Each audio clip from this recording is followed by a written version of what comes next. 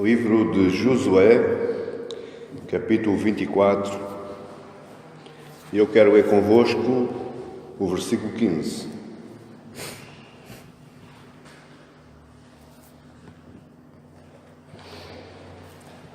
Porém, se vos parece mal aos vossos olhos servir ao Senhor, escolhei hoje a quem sirvais, se aos deuses a quem serviram vossos pais, que estavam de além do rio, ou os deuses dos amorreus, em cuja terra habitais, porque eu e a minha casa serviremos ao Senhor.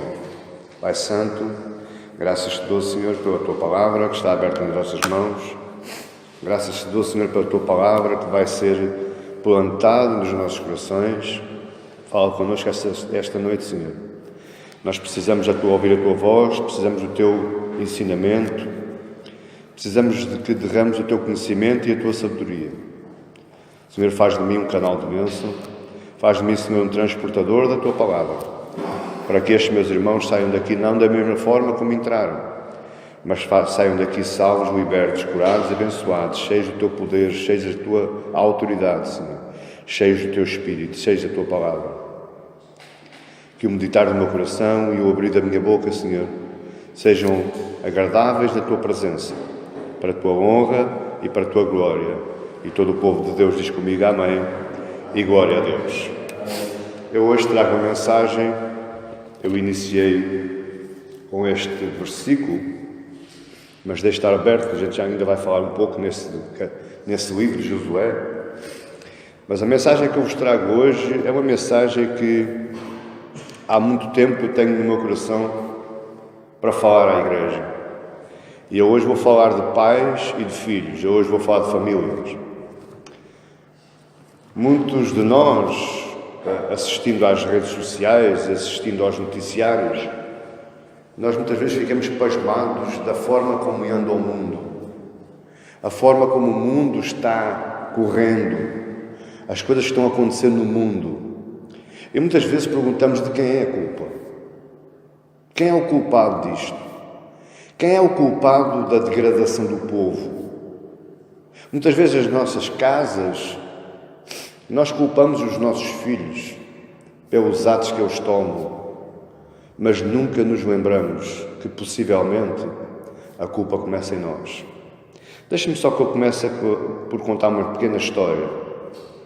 É uma história ilustrativa desta mensagem, mas ela é a história da nossa vida. Havia um casal de velhotes, já de alguma idade, e tinham um quintal. E nesse quintal tinham uma árvore, uma macieira. Só que essa árvore estava maltratada, estava degradada, e as maçãs que ela dava, nunca ninguém comeu maçã nenhuma daquela árvore. Porque ela mirrava, ela enchia-se de bicho e apodrecia. E a senhora, coitada, ela dizia ao marido: ai, que eu gostava tanto de comer uma maçã daquela árvore e nunca consegui. E o marido um dia faz-lhe uma surpresa. Ele pega na tesoura da poda, ele chega ali, limpa a árvore, corta os raminhos secos, mete a árvore apresentável, corta as maçãs podres, foi à praça e comprou um caixote de maçãs bonitas, lindas, e chegou a casa, poliu as maçãs e com uns cordelinhos ele pendurou as maçãs na árvore. E à noitinha, quando foi para casa, ele disse para a mulher: anda cá que eu quero fazer-te uma surpresa. E quando ela chega ao quintal, vê a árvore, realmente a árvore estava bonita, estava maravilhosa, com maçãs lindas. Só que a mulher disse: filho, o teu trabalho foi muito bom, só que eu queria comer uma maçã daquela árvore e não maçãs implantadas naquela árvore. E aquelas maçãs começaram a ficar lá, porque a senhora não ligou importância nenhuma àquilo. O que aconteceu? As maçãs apodreceram também, aquelas maçãs bonitas. Muitas vezes na nossa casa, nós queremos pendurar maçãs, frutos bons, em árvores que precisam ser tratadas. Porque se aquele senhor tivesse cavado a terra, adubado a terra, tratado quimicamente da árvorezinha, regado a árvore, com certeza que no ano a seguir aquela árvore iria dar maçãs boas, sim ou não? Então nas nossas casas existem árvores que precisam ser adubadas, regadas, tratadas, para que eles mais tarde venham a dar os frutos que nós desejamos.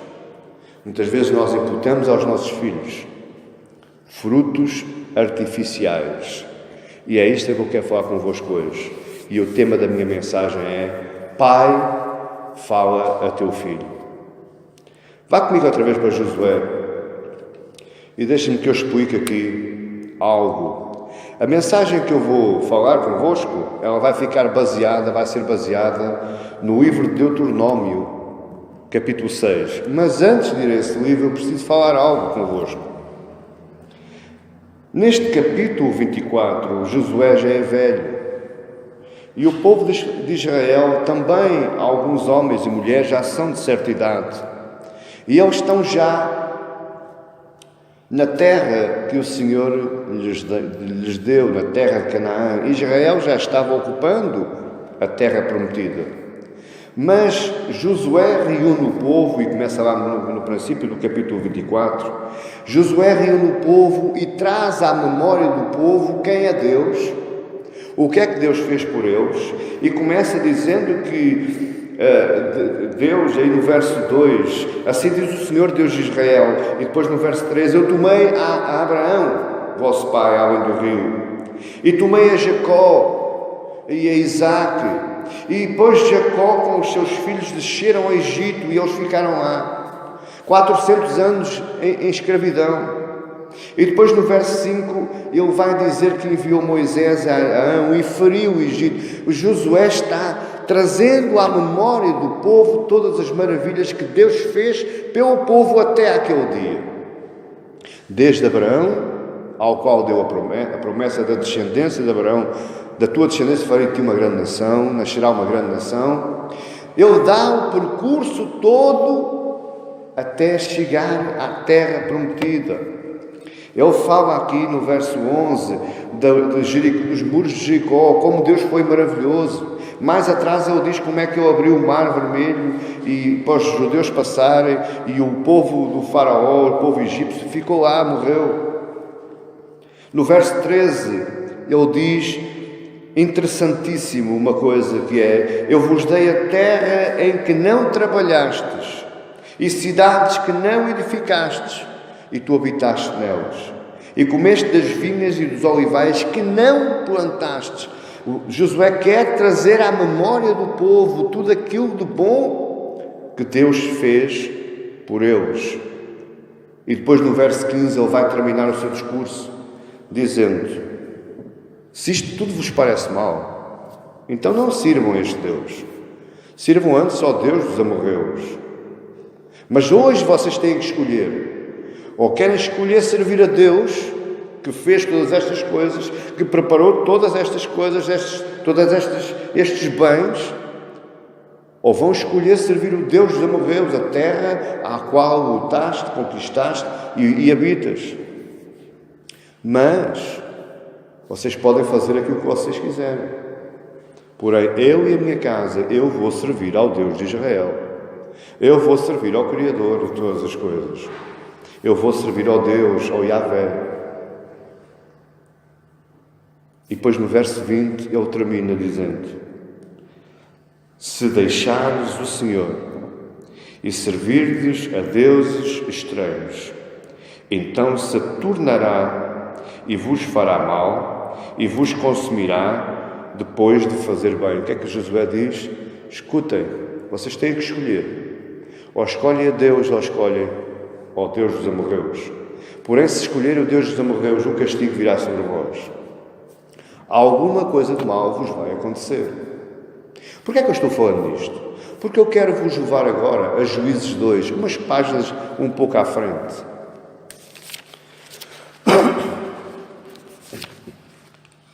Juízes, capítulo 2. E eu quero ler convosco os versos 6 até ao 10.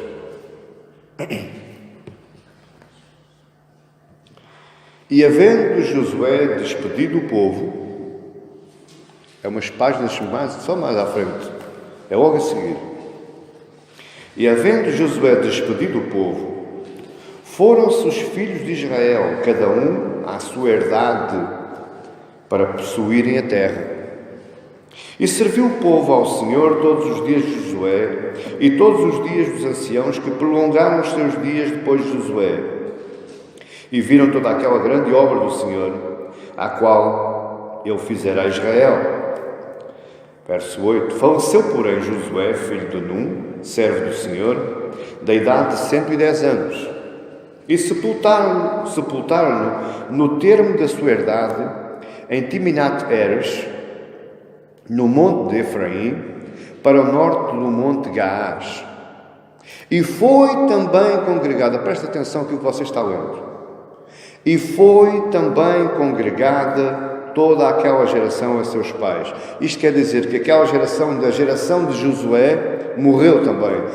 Aqui quando ele diz foi também congregada, quer dizer que também faleceu, morreu. A geração de Josué, da idade de Josué.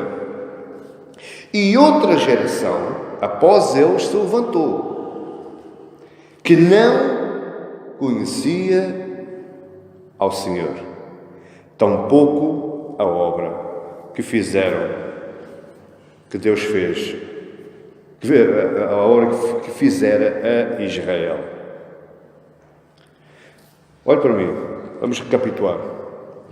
Aqui Josué reúne o povo, ele explica ao povo, traz à memória ao povo, lembram-se o que é que Deus fez por nós, lembram-se o que é que Ele fez desde lá do pai Abraão até ao dia de hoje, vocês lembram-se das maravilhas que Ele fez, vocês lembram-se da água que correu da rocha, vocês lembram-se do maná que caiu do céu, vocês lembram-se das codornizes que caíram, vocês lembram-se da nuvem nuvem que cobria e a nuvem de fogo que nos protegia durante as noites. Tudo isto vocês se lembram, é este Deus que vocês querem adorar, então depois adorem este Deus. Se não quiserem adorar este Deus, adorem o outro Deus. Porém, se vocês adorarem o outro Deus, castigo sobrevirá sobre vós. E você vai ler aí, a seguir neste discurso, que o povo disse, sim, sim, nós vamos adorar esse Deus.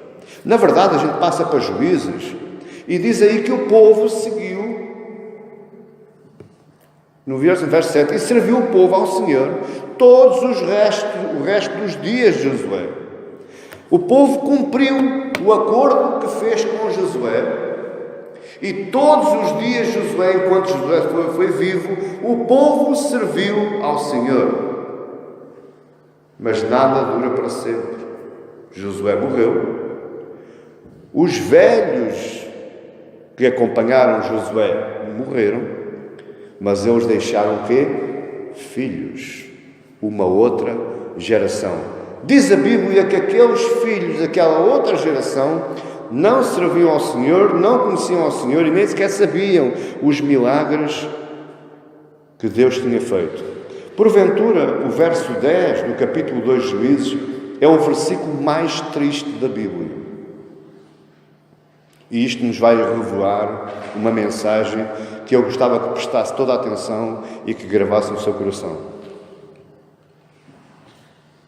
A primeira geração que nasceu daquela que entrou na terra prometida, ela abandonou os caminhos do Senhor. Agora olhe para mim, meu irmão e minha irmã, e responda-me: por que é que eles não conheciam o Senhor? Por que é que eles não conheciam o Deus de Israel, o Deus de Isaac, o Deus de Abraão? Por que é que eles não conheciam o Deus que abriu o Mar Vermelho? Por que é que eles não conheciam o Deus que alimentou aquele povo durante 40 anos no deserto?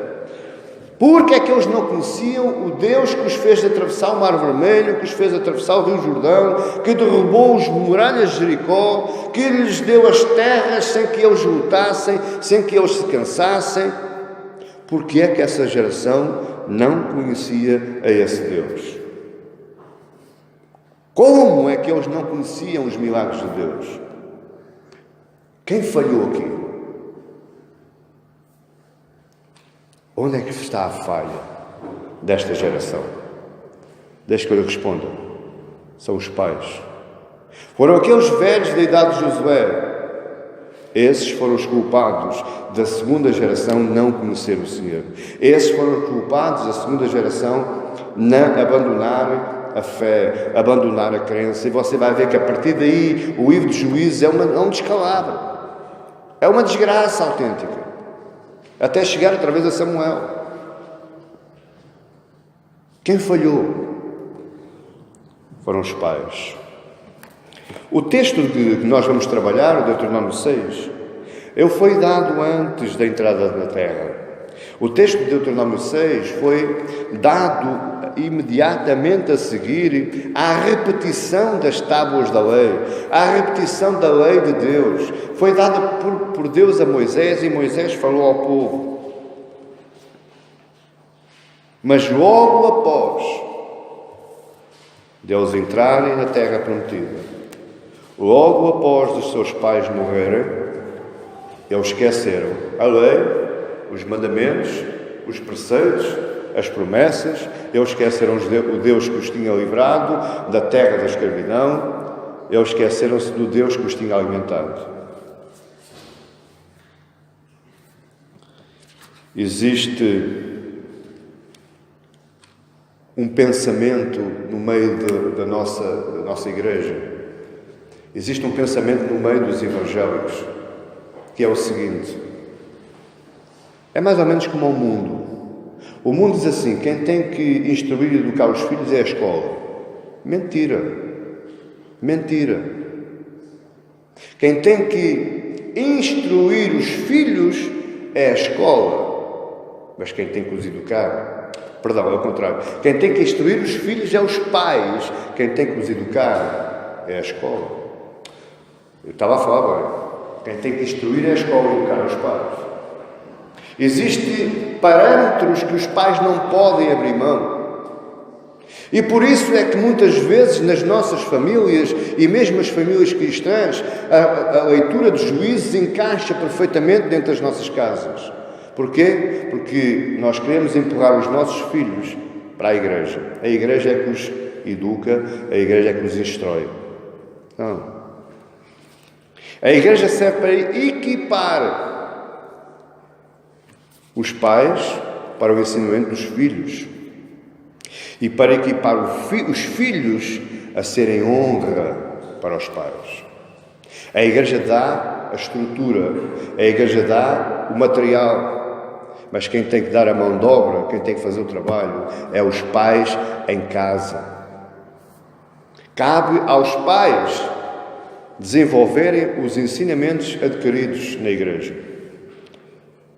O problema é que muitas vezes, tanto os pais como os filhos, assim que saem à porta da igreja, nem sequer se lembram o que é que o pastor falou. E depois aí acontece o descalabro que aconteceu em Juízes 2. Acontece o descalabro em todos os lares que nós infelizmente conhecemos. A desgraça que nós vemos no nosso dia-a-dia hoje é fruto da não atenção ao material que a igreja fornece aos pais, fornece às mães e fornece aos filhos para trabalharem dentro das suas próprias casas. O enraizamento espiritual de cada um de nós, tanto dos pais como dos filhos, ele é feito dentro das portas do lar. Existe uma degradação total no nosso mundo atual que tem a sua origem num ponto crucial e é o ponto em que nós mais abrimos as nossas mãos. Deixe que eu lhe faça uma pergunta. Qual foi instituído primeiro? A igreja ou a família?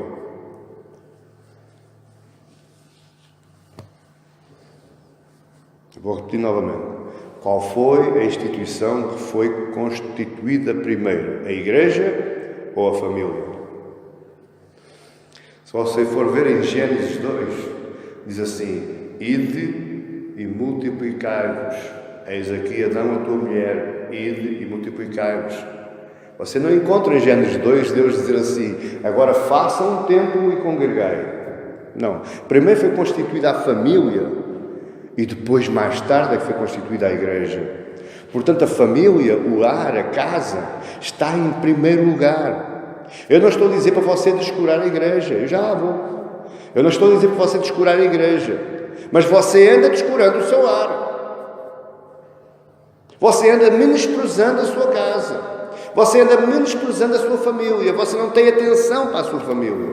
Tem atenção para tudo. Para tudo. Menos para a família.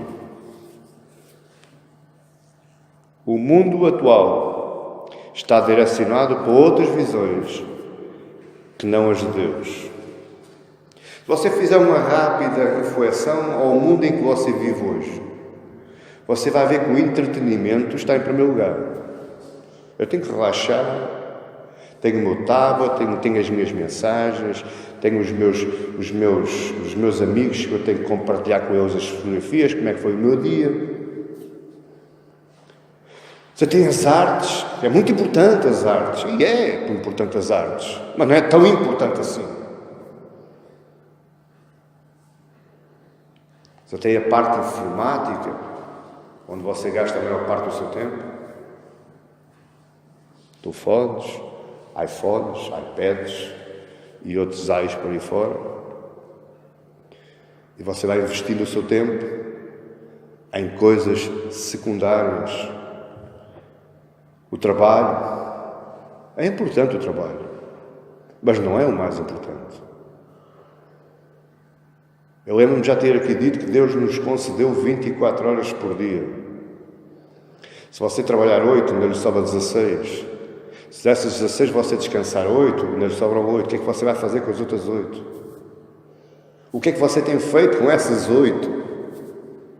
Você nem ora a Deus, você nem medita na palavra, você nem fala com os seus filhos, você não fala com a sua esposa, você não fala com o seu esposo, você não cuida da parte espiritual da sua casa, você anda embranhado em 1001 situações, menos aquelas que são as primárias. Os estudos superiores dos meus filhos, tão importante que é. Eu não estou a dizer que não é importante, mas eu estou dizendo é que não é básico. O que é que lhe interessa assim você ter um engenheiro dentro de casa que não é crente, que não conhece a Deus e que a sua vida espiritual, ética, moral está toda desgraçada? O que é que isso lhe vale? O que é que lhe valeu você trabalhar que nem um doido para pagar propinas e faculdades e universidades? E mesmo você até investiu todo o seu tempo para tirar o seu curso? O que é que isso lhe beneficiou? Já para não dizer o que é que isso lhe vai beneficiar. O meu bem-estar material, a minha conta bancária, a minha conta poupança, o meu bilheteiro para a reforma, isso tem que estar ali, isso é sagrado. Será que a gente já não ouviu esse falar assim? Será que fui só eu? Coisas secundárias. Esta cultura do século XXI, ela está cada vez mais afastada de Deus, exatamente há milhares de anos atrás, lá em Juízes 2. Você está a entender o que eu estou dizendo? Presta atenção, que esta mensagem é muito importante para nós.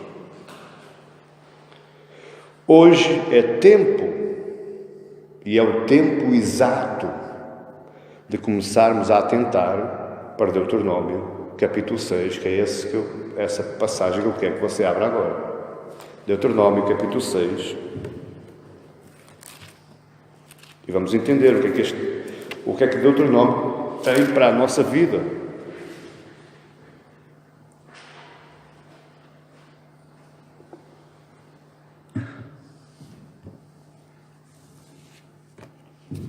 Deuteronômio, capítulo 6, eu quero ler convosco os versos 1 ao 9. E veja o que é que Deus disse a Moisés, para Moisés dizer ao povo. E veja o que é que o povo esqueceu lá em Gênesis 2. Veja o que é que Deus disse aos pastores e aos mestres hoje para dizer ao povo. E o que é que o povo anda esquecendo lá em casa? Amém? Estes, pois, são os mandamentos, os estatutos e os juízos que mandou o Senhor vosso Deus para se vos ensinar, para que os fizesseis na terra que passais a possuir, para que temas ao Senhor teu Deus e guardes os teus estatutos e mandamentos que eu te ordeno, tu e o teu filho e o filho do teu filho, todos os dias da tua vida, para que os teus dias sejam prolongados. Ouve, pois, ó Israel, e atenta que os guardes para que bem te suceda e muito te multipliques. Como te disse o Senhor Deus de teus pais na terra que mana leite e mel. Ouve, Israel, o Senhor nosso Deus é o único Senhor. Amarás, pois, o Senhor teu Deus de todo o teu coração, de toda a tua alma, de todo o teu poder. E estas palavras que te ordeno hoje estarão no teu coração. E as intimarás aos teus filhos. E delas falarás assentado em tua casa, andando pelo caminho, deitando-te e levantando-te. Também as atarás por sinal na tua mão, e te serão por testeiras entre os teus olhos. E as cravarás nos umbrais da tua casa e nas tuas portas. Amém? Só até aqui. Neste texto que nós lemos, nesta passagem que eu quero trabalhar convosco, Deuteronômio 6, existe aqui uma visão de 3 gerações. E essa está lá, no verso 2, onde Deus diz, a meio do versículo 2, que eu te ordeno, tu, o teu filho e o filho do teu filho. 3 gerações estão aqui.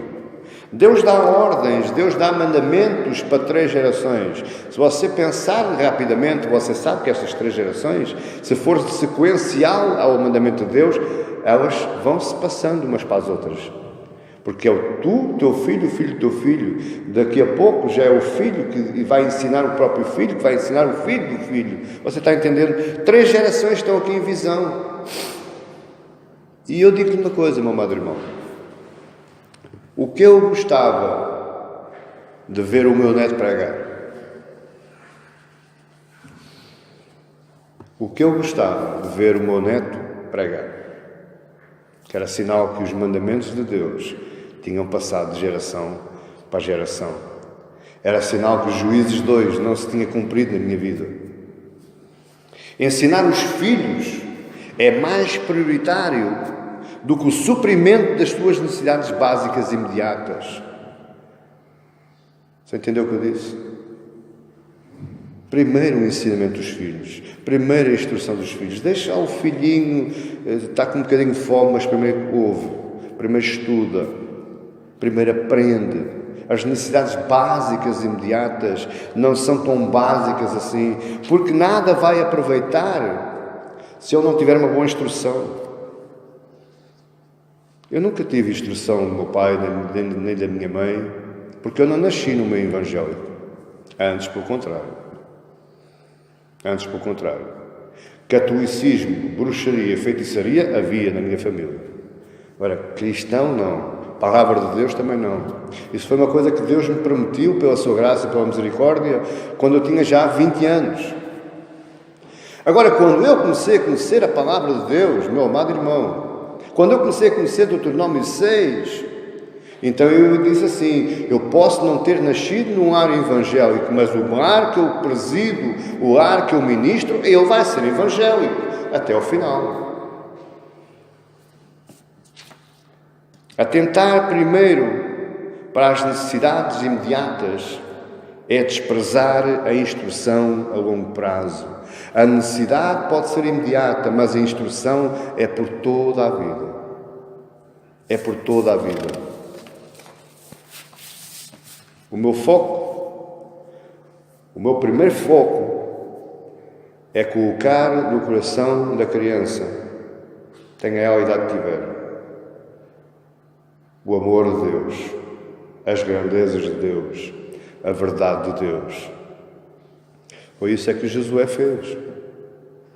Ele chamou o povo e Ele trouxe à memória, vocês lembram-se, da grandeza do nosso Deus, do poder do nosso Deus, da majestade do nosso Deus. Vocês lembram-se, a prostituta Raabe lá em cima dos muros de Jericó, e ela disse: eu bem sei que vem aí o Deus de Israel. Foi isso que o povo quis fazer, e é isso que nós temos que fazer aos nossos filhos. É fazer-o lembrar todos os dias das grandezas do nosso Deus, do amor do nosso Deus e o que é que Ele tem feito por nós. Ensinar a criança não pode ser um modo de sobrevivência, mas numa perspectiva de longo prazo. Eu não quero que você agora vá para casa e vá ensinar o seu filho à pressa porque o pastor disse. Não, você vai ensinar o seu filho para que ele, mais tarde, ele tenha uma boa vida. Para que ele mais tarde consiga cumprir na sua vida o 5º mandamento: honra a teu pai e a tua mãe para que te vá bem e sejam acrescentados os teus dias. Quando ele assimila a instrução que o pai e a mãe lhe dá, ele está a prestar honra ao pai e honra à mãe. Fazendo isso tudo, presta honra a Deus. Aos filhos dos filhos. Eu ensino o meu filho para que ele um dia mais tarde vai ensinar o seu filho. E o seu filho vai ensinar o seu filho. E aí sim eu morrerei feliz. Porque a obra foi feita, a obra foi consumada. Educar os filhos para o bem dos netos. Eu costumo ouvir dizer assim: a avó é a segunda mãe, ou o avô é o segundo pai. Mas muitas vezes a avó e o pai e o avô são piores que os próprios pais. Amém, igreja? É verdade. É verdade. Nós temos que educar os filhos para o bem dos netos. Porque se eu educar bem o meu filho, eu sei que o meu neto vai ser bem educado. Deuteronômio 6 dá-nos uma visão muito acima da sobrevivência do dia-a-dia. Deuteronômio 6 dá-nos uma visão do pós-gerações. Gerações vindouras que você e eu possivelmente não vamos conhecer. Mas eles vão dizer um dia: o meu avô, o meu bisavô, o meu tetaravô era o pastor João Nuno. Você está entendendo o que eu estou dizendo? Mas para acontecer isso, você tem que começar a trabalhar já. E você anda descurando o ensinamento dos seus filhos. Você anda descurando a palavra dentro da sua casa. Muitos são os pais que não falam com os seus filhos. Não há diálogo com os seus filhos.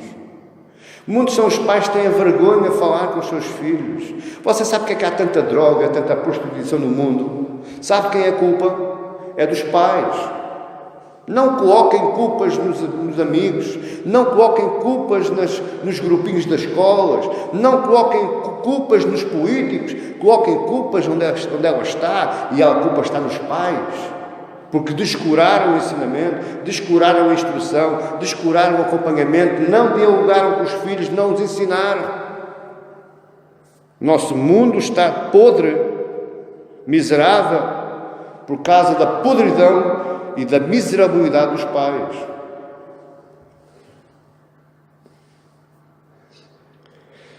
Há pais que não oram com os filhos, nem oram pelos filhos. Faz-me uma confusão. Há pais que não abençoam os filhos ao deitar. Eu dou graças a Deus que o meu filho todos os dias, todas as noites, ele vem-me pedir a bênção. Não aquela bênção tradicional, cerimonial que havia lá no meu tempo de mais pequenininho, porque aí era pedir a bênção, mas era por obrigação. Porque se eu não fosse pedir a bênção, eu levava com a varinha. Mas eu hoje venho pedir a bênção porque eu o ensinei a pedir assim. Amém, igreja? Tudo começa em casa. Muitos são os pais, olha o que eu estou dizendo, eu só estou dizendo verdades. Se você falar com os maiores psicólogos de pediatria, é isto que eles vão dizer. Falta de diálogo, falta de conversa, falta de ensinamento, falta de tratamento. Há pais que não conseguem pedir perdão aos filhos, porque os pais também erram. Os pais também erram em desfavor dos filhos. Então você, pai, você, mãe, peça perdão ao seu filho. Porque quando você está arrependido e pede perdão, você está ensinando um caminho fundamental na nossa vida, que é o arrependimento.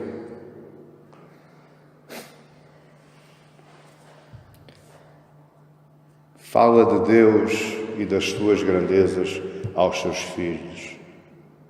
Eu não estou a dizer para você parar tudo aquilo que... Não é isso.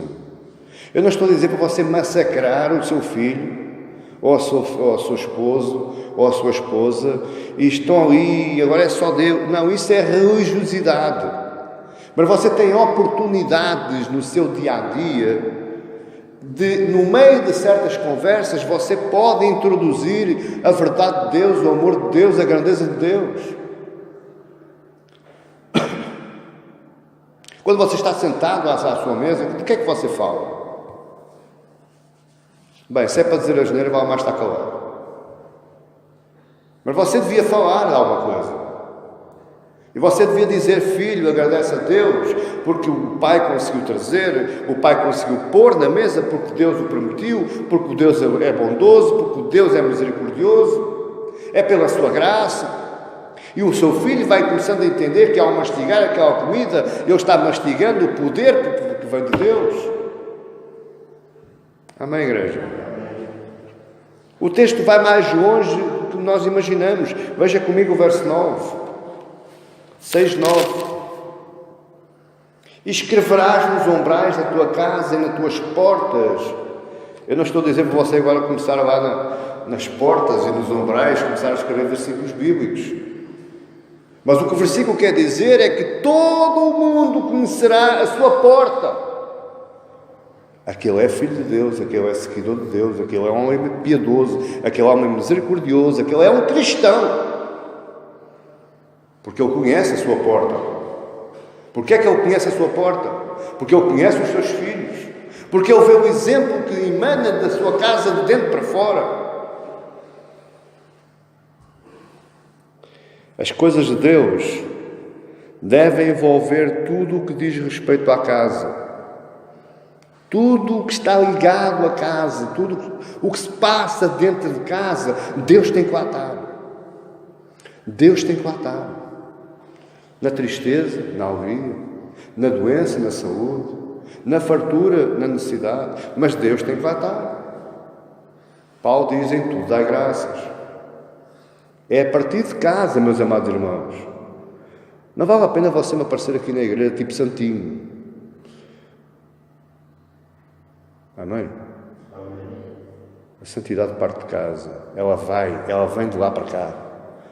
Está a perceber? Tudo aquilo, a piedade, a sua piedade, o seu carinho por Deus e pela sua palavra, o seu amor pelos irmãos, vem tudo de casa. É tudo o que você traz da sua casa, vem para aqui. Não é daqui para lá. Aqui é só para a gente partilharmos, dividirmos. É tipo um piquenique espiritual. Você está entendendo o que eu estou falando? Observe que Deus, em Deuteronômio 6, Ele não fala só em ideias. Isto não foi só ideias que Moisés deu ao povo. Isto são estatutos, são mandamentos, são práticas. Ele não fala só no mundo das ideias, mas ele fala no mundo de exemplo. O que me interessa a mim, o que me importa a mim, ser um cristão com muitas ideias, falar muito bem, mas o meu exemplo de vida vai estragar tudo. Juízes 2. Amém, igreja? Deuteronômio 6, ele nos fala de entrega. Ele nos fala de uma vida vivida, provada, manifestada, exemplificada. Veja comigo o verso 4 e 5. Ouve, ó Israel, o Senhor nosso Deus, Ele é o único Senhor. Amarás, pois, o Senhor teu Deus de todo o teu coração, de toda a tua alma, de todo o teu poder. Possivelmente na sua tradução está toda a tua força. Como é que você pode amar a este Deus se você não cuida da casa que Ele lhe deu? Como é que você pode amar a este Deus se Ele não cuida do bem mais precioso que Ele lhe deu, que é os seus filhos? Que é a continuação da proclamação do Evangelho. Como é que você quer amar este Deus e evangelizar os de fora, se os de dentro não são evangelizados por si? Você não fala do Evangelho dentro da sua casa. Qual é o exemplo? Você tem que viver primeiro a glória de Deus. Você primeiro tem que viver a majestade de Deus. Você primeiro tem que viver o amor de Deus para poder passar essa experiência para os seus filhos. Qual é o Deus que você anda pregando ao seu filho? Qual é a experiência que você tem de Deus para que possa passar essa experiência ao seu filho?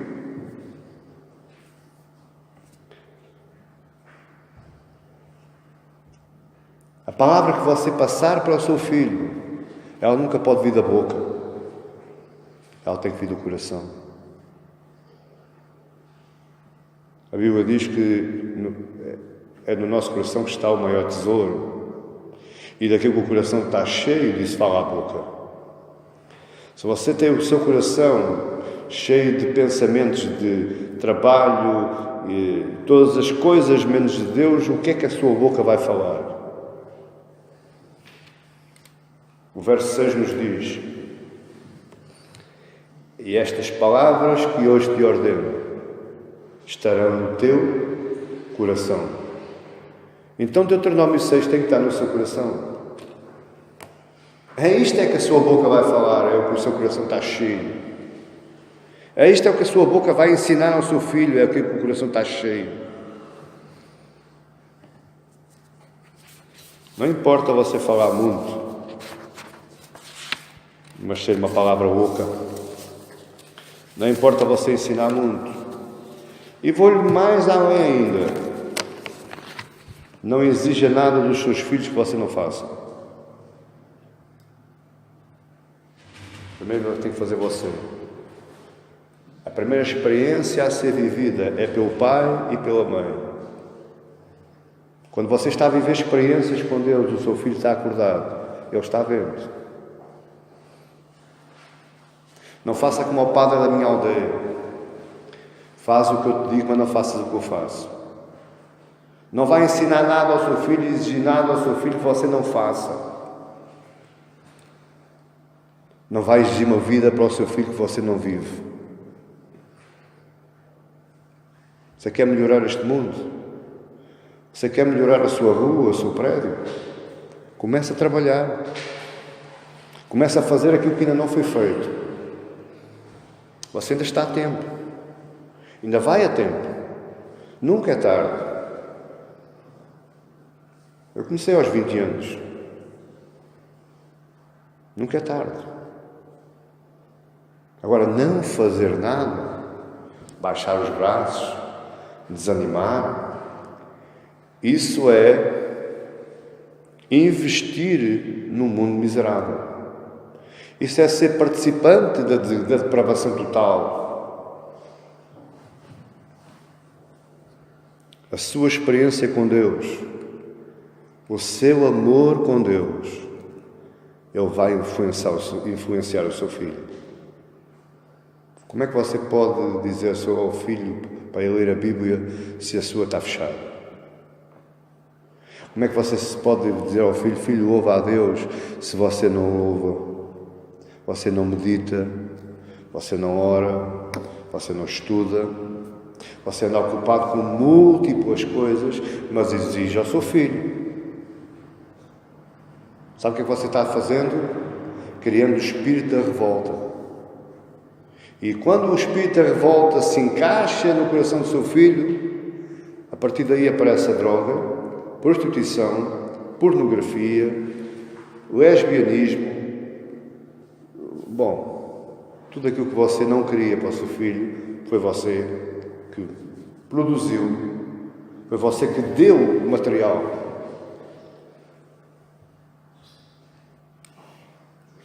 Isto está muito acima do conceito das ideias. Isto é um conceito de exemplo. Ensine os seus filhos acerca de Deus fez em si e por si.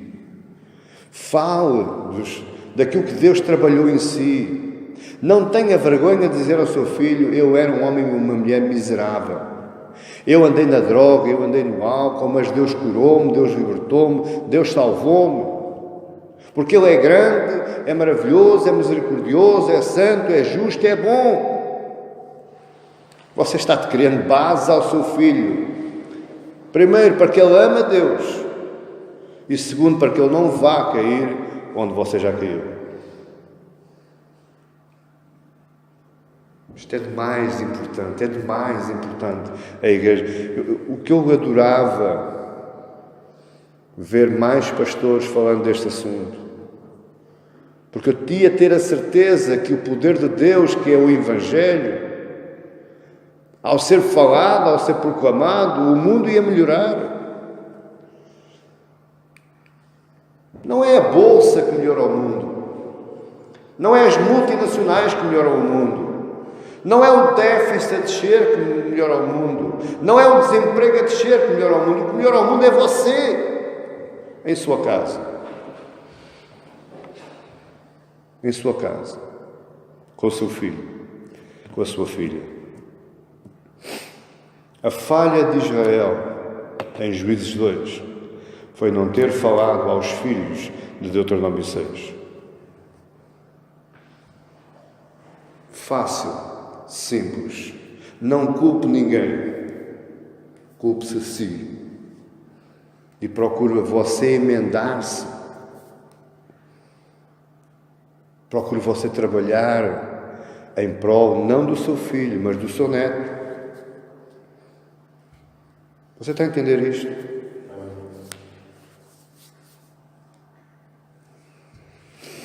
Você está perdendo demasiadas oportunidades no seu dia-a-dia por não falar com os seus filhos. Você está perdendo demasiadas oportunidades no seu dia-a-dia de não ajudar o seu filho a fabricar uma vida estável, segura, firme. Pastor, eu estou trabalhando em prol do meu filho. Você está cansando-se tolamente. Porque você está trabalhando, produzindo dinheiro para dar um bem-estar ao seu filho. E não é isso que o seu filho precisa. Ele precisa de um bem-estar espiritual, um bem-estar moral, um bem-estar ético, um fundamento espiritual. E esse fundamento só em Deus. Você está perdendo o seu tempo.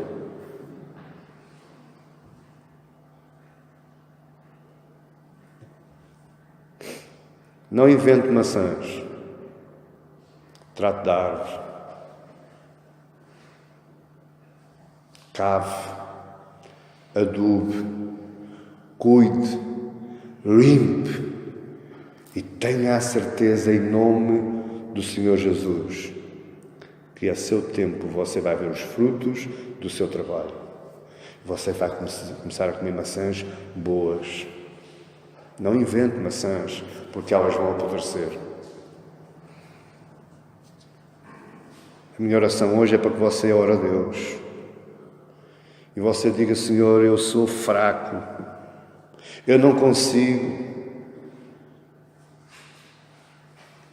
Como é que eu posso ensinar Deuteronômio 6, Senhor, se eu nem para mim tenho?